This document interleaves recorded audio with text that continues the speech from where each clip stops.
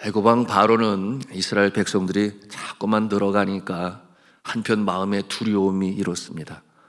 이러다가 반기라도 들고 또한 봉기라도 들면 우리는 어떻게 될 것인가, 그 마음에 두려움이 이니까 아들들을 낳지 못하게 하려고 어떻게 했어요? 심한 노역을 하게 하면 낳지 못할 것이다. 잉태도 하지 못할 것이요 출산도 하지 못할 것이다. 그런 생각을 했던 것입니다. 그러나 이스라엘 백성들, 하나님께서 백성에서 민족으로 성장할 것을 약속하셨으니 누구에게 하셨어요? 아브라함에게 그렇게 하셨죠. 자손과 민족과 땅을 줄 것이다. 그러므로 그 비옥한 고센 땅에서 인구가 계속 늘어갑니다. 여러분, 이와 같은 상황에서 아주 극단적인 조처를 하지 않습니까? 단순히 심한 노역뿐만이 아니라 딸이 아니고 아들이거든 죽이라, 이렇게 말을 했어요. 나일강에 버리라. 이 방법은 아주 사단이나 할 짓 아니겠습니까? 그것은 아주 못된 짓이지요. 생명을 죽이라는 것. 여러분, 생명의 창조주, 주관자, 소유주가 하나님 아버지십니다.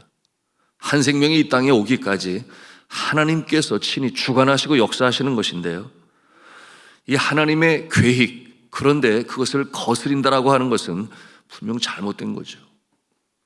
예수님께서도 말씀하시지 않으셨습니까? 요한복음 10장에 도적이 온 것은 도적질하고 죽이고 멸망시키려는 것이지만 내가 온 것은 양으로 뭐라고 그랬어요? 생명을 얻게 하고. 여러분, 이 생명은 영적인 생명이나 육적인 생명이나 생명의 권한이 누구에게 있다?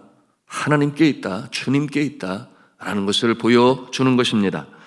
또한 뿐만 아니라 더 풍성히 얻게 하려는 것이라. 구원받은 백성으로서 이 땅에 살아가는 동안에 누구나 다 생로병사의 단계를 거치지만 그러나 복된 인생으로 살아가게 하시기 위하여 더 풍성히 얻게 하시는 좋으신 주님이십니다. 그런데 이 생명을 임의로 빼앗는다, 그것은 하나님을 거역하는 것이요 분명 잘못된 짓인 것입니다. 또한 십계명을 통해서 제6계명에 말씀하시지 아니었습니까? 뭐라고 그랬어요? 살인하지 말라 그랬잖아요. 살인하지 말라. 죽고 사는 생명의 권한이 하나님께 있다. 사람이 임의로 그 생명을 취하면 죄인 것이요 오직 하나님만이 생사의 주관자가 되십니다. 여러분, 그러므로 지금 이 자리에 우리가 생명으로 살아있다라고 하는 것, 하나님의 은혜인 줄로 믿으시기를 바랍니다. 우리의 생명을 연장시키시죠. 지탱하시죠. 하나님의 경륜 속에 오늘 이 새벽에도 우리의 마음을 주장하시고 발걸음을 인도하시는 하나님 때문에 이 자리에 있는 줄로 믿으시기를 바랍니다. 여러분, 이와 같은 모습이 여느 사람들의 모습과는 다르겠지요. 단잠을 자는 이 시간에 우리가 깨어 주 앞에 나올 수 있다라고 하는 것, 여러분, 나의 의지로 되는 것 같지만 하나님의 경륜 속에 있다. 기도하게 부르시고 기도를 들으시기 위해 부르시고, 아멘입니다. 그리고 응답하시기 위하여 부르셔서 역사를 이루어나가시는 하나님은 오늘도 우리의 생명을 연장시키시는 거예요. 어제 하루만 해도 우리나라에 약 980여 명이 생명을 잃었습니다. 1년을 365일로 나누면 하루 평균 982명이 세상을 떠납니다. 그 중에 과반수는 80세 이상의 노인들이시죠. 노환으로 떠나가시는데 주 요인은 암 질병이 많고, 두 번째는 혈관성 또는 심장성 질환, 그리고 세 번째는 호흡기 질환인 폐렴으로 세상을 떠났습니다. 그러면 과반수, 나머지는 어떻게 되는 건가? 질병과 안타깝게도 자살과 그리고 사고입니다. 너무나 안타깝게도 이 청년층과 그리고 40대, 노동력이 가장 왕성한 40대, 그리고 가장 체력적으로 왕성한 청년의 때 가장 높은 사망 요인은 무엇인가? 극단적인 선택이에요. 여러분 아십니까? 얼마나 깜짝 놀랄 만한 일입니까? 가장 높은 사망 요인, 극단적인 선택인 자살. 자살의 주요 동기는 정신적, 정신과적, 그러므로 우울증 가장 높았습니다. 하루 평균 40명이 그렇게 세상을 떠나요. 그 이유는 경제생활 문제와 육체적 질병 등이 그 뒤를 이었습니다. 그리고 다음은 예기치 아니한 한치 앞을 내다볼 수 없는 인생을 사는 우리 인생인데 사고로 인하여 세상을 떠납니다. 하루 평균 17명, 2명이 예기치 않게 준비도 하지 못한 상태에서 그렇게 세상을 떠납니다.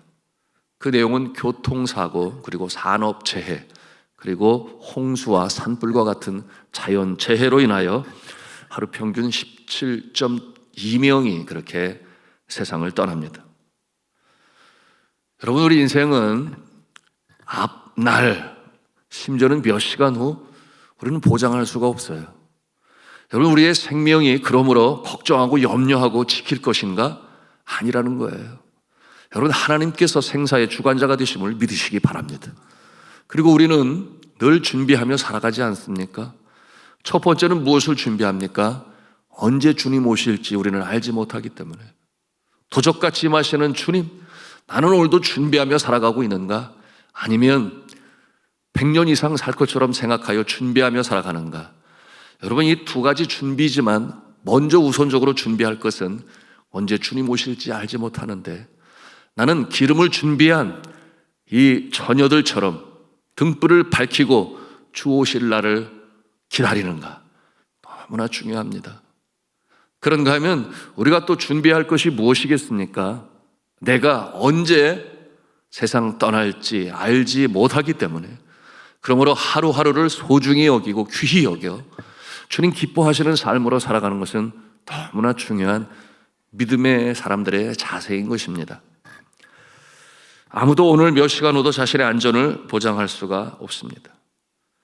특별히 극단적인 선택, 너무나 안타깝지 않아요? 청년의 때와 40대가 가장 많은 사망 요인이 극단적인 선택이다. 성경은 뭐라고 말씀합니까? 성경은 이에 대하여 단도직입적으로 말씀하지 않지만, 그러나 여러 인물들을 통해서 우리에게 보여주는데, 여러분 엘리야 아시지 않습니까?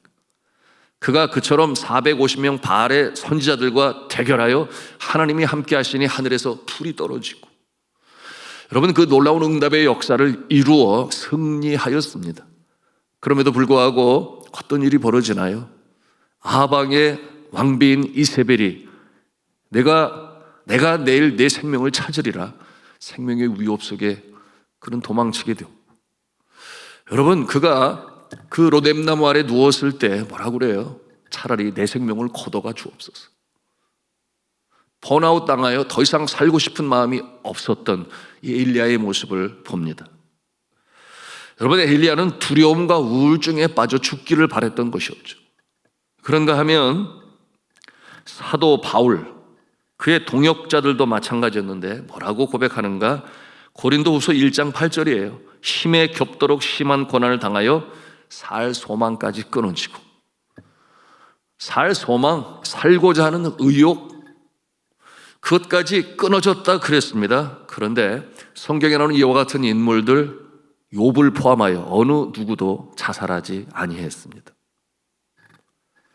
성도 여러분, 사람이 아니고 하나님이 생명을 주관하시는 줄로 믿으시기를 바랍니다.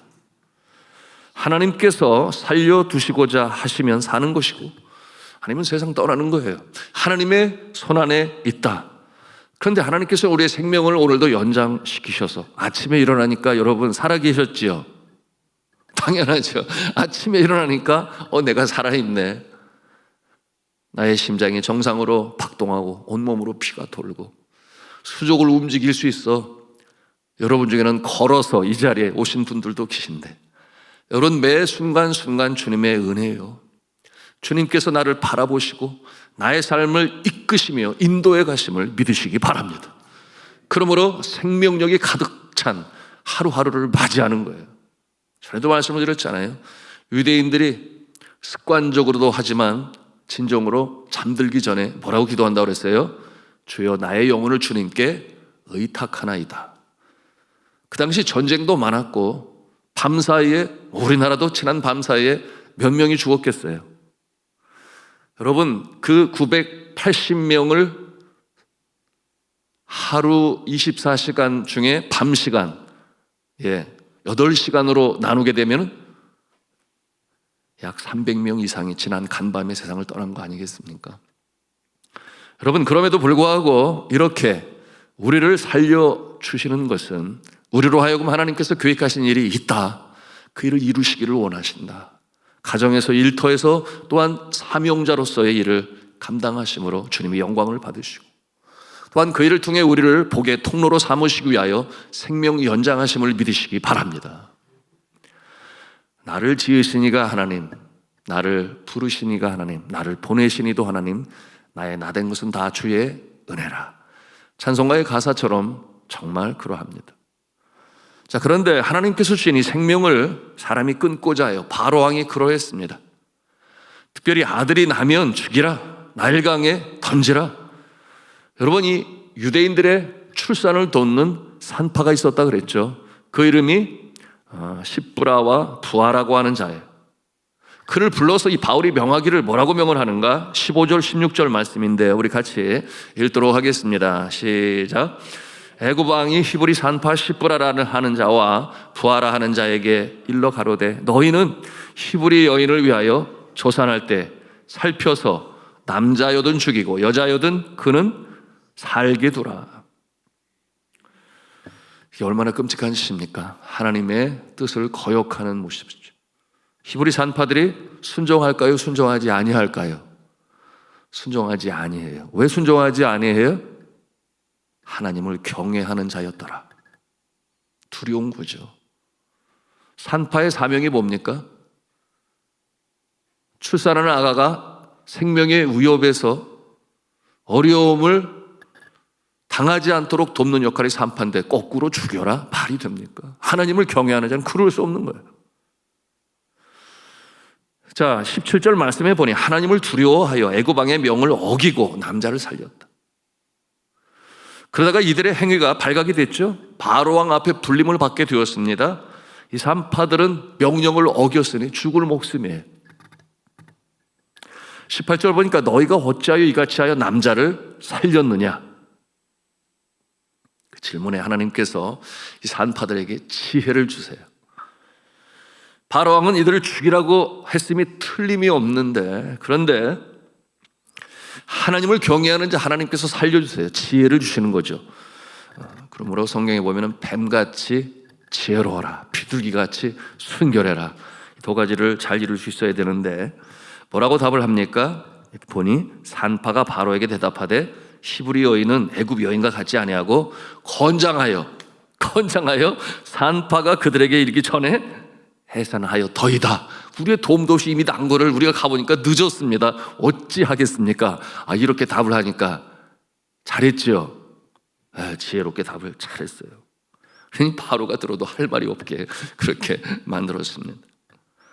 차도 없었던 시절, 병원도 아니고 집에서 출산을 해야 하니 뭐 전화를 하겠습니까? 그러니까 알고 가보니까 이미 늦었다. 그 거리가 먼 곳도 있을 것이고 뭐 여러 가지 상황들을 우리가 상상해 볼 수 있습니다. 우리는 이 산파들의 거짓말을 어떻게 해석할 수 있겠습니까? 거짓말은 안 좋은 것인데, 그리고 왕명을 어겼지요. 모든 권세는 하늘로부터 임하는 것이라 그랬는데, 그러므로 굴복하라 그랬는데, 이 여인의 거짓은 괜찮은 것입니까? 잘한 것입니까? 이와 같은 상황에서 우리는 굉장히 중요한 하나님의 명령과 나의 순종에 대한 세 가지 성경이 말씀하고 있는 말을 보게 됩니다. 그 모습을 좀 어려운 말입니다만은, 첫째는 소위 ideal value라고 하는 신학적 용어를 사용하는데, 그것을 이상적인 모습이다. 그건 뭐냐 하면 명령 자체가 잘못되었다 생각하여 순종하지 않은 경우, 나라에서 정하여 법으로 세운 것을 어기면 죄인이 되는 거죠. 그러므로 감옥에 가거나 형벌을 받습니다. 그러므로 순교가 일어나는 것입니다. 왜냐하면 따르지 않기 때문에. 따르면 살리라, 따르지 않으면 죽음을 당하리라. 그 순교가 일어난 거예요. 두 번째는 secular value라고 하는데 세상적인 모습이 되는 것입니다. 어쩔 수 없이 그냥 순종하는 모습. 이 모습이 이제 악법도 법이다라고 하는 것이죠. 권세가 있으니 안 듣다가는 내가 다친다 하여 어쩔 수 없이 참고 순종한다. 이와 같은 모습은 때로 양심을 속일 때가 있습니다. 마음도 편치 않고 비겁한 자가 됩니다. 자, 마지막 세 번째 모습, 이를 operate value라고 하는데요. 이게 무슨 말씀인가 하면 전략적 모습인데 오늘 이 히브리 산파의 모습이 되겠습니다. 그 시킨 일이 옳지 않으니 순종하지 않습니다. 양심을 꺼리는 일을 행하지 않습니다. 그러나 빌미를 찾습니다. 위험합니다. 그러나 이때의 모습은 먼저 말씀을 드린 것처럼 하늘로부터 임하는 지혜가 필요한데, 그러므로 뱀같이 지혜롭게, 비둘기같이 순결하게 라는 말로 표현하고 있습니다. 근데 이 지혜를 누가 주시는가? 하나님께서 주신다는 거예요. 자, 오늘 산파들을 보니 하나님께서 보호하시는 것입니다. 자, 세 가지로 말씀을 드렸습니다. 첫째, 그 명령이 타당치 아니하니, 성경적이지 아니하니, 순종하지 아니한다, 순교를 불사한다. 두 번째, 어쩔 수 없이 악법도 법이니 지키지 않으면 해를 당하니 양심에 꺼리낌이 있지만 순종한다. 세 번째, 지혜로운 모습인데 하나님이 주시는 지혜를 가지고 비둘기 같은 성결함으로, 뱀 같은 지혜로움으로 그 상황을 이겨낸다라고 하는 것입니다. 선교지에서 이런 일 많이 일어납니다.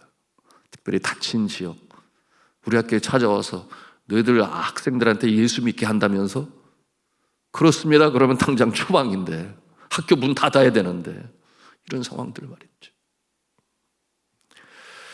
오늘 산파들을 하나님께서 보호하십니다. 산파의 사명은 잘 출산하도록 돕는 것인데 생명을 죽이라 따르지 않습니다. 그런데 하나님이 보호하십니다. 반대로 생명을 죽인다? 그건 하지 말아야 할 모습이죠. 하나님께서 지혜를 주시고 생명을 보호하시는데 뭐라고 그래요? 20절과 21절 말씀 우리 같이 읽도록 하겠습니다. 시작. 하나님이 그 산파들에게 은혜를 베푸시니라. 백성은 생육이 번성하고 심히 강대하며 산파는 하나님을 경외하였으므로 하나님이 그들의 집을 왕성케 하신지라. 아멘. 여러분, 이와 같은 모습에서 우리는 이 산파가 은혜를 입고 더 잘되게 되는 모습을 볼 수가 있습니다. 오늘 말씀을 우리가 묵상하면서 그렇지, 생명은 하나님이 주셨지, 그 고난이 주님의 손에 있지, 내 힘으로 할 수 없지, 내가 오늘 살아있음이 너무나 감사한 일이지, 그리고 하나님의 뜻대로 살아야지. 두 번째 주제는 바로 그것입니다. 이처럼 말도 안 되는 법을 우리가 대할 때 지켜야 할 것인가? 여기에는 하나님의 말씀이 기준이 되어서 주를 기쁘시게 하는 모습으로 살아가야 한다는 것입니다. 세상은 다수의 의견으로 성경적이지 않은 내용도 법으로 만들어요. 그리고 그것을 지키게 합니다. 그러나 우리 믿음의 사람들은 오늘 산파의 모습처럼 살아야 하는 것입니다. 무슨 뜻인지 여러분 금방 이해가 되실 거예요. 오늘날 우리나라가 법으로 만들려고 하는 그런 내용들 아시지 않습니까? 여러분, 이와 같은 모습은 과거의 교황청의 부패에 의하여 면죄부를 팔고 연옥에 있는 자가 천국에 올라간다 반대하여 마르틴 루터가 봉기를 들었습니다. 여러분, 그러므로 말미암아 교회는 다시금 성경적인 교회의 모습으로 회복이 되었습니다. 그런가 하면은 본헤퍼라고 하는 목사님은 아돌프 히틀러의 그야말로 브레이크가 없이 인도를 달리는 차와 같이 무참하게 사람들을 학살할 때 그를 반대하여 봉기를 하고 그를 제거하고자 하는 일에 참여했으므로 결국 형장의 이슬로 사라지게 됩니다.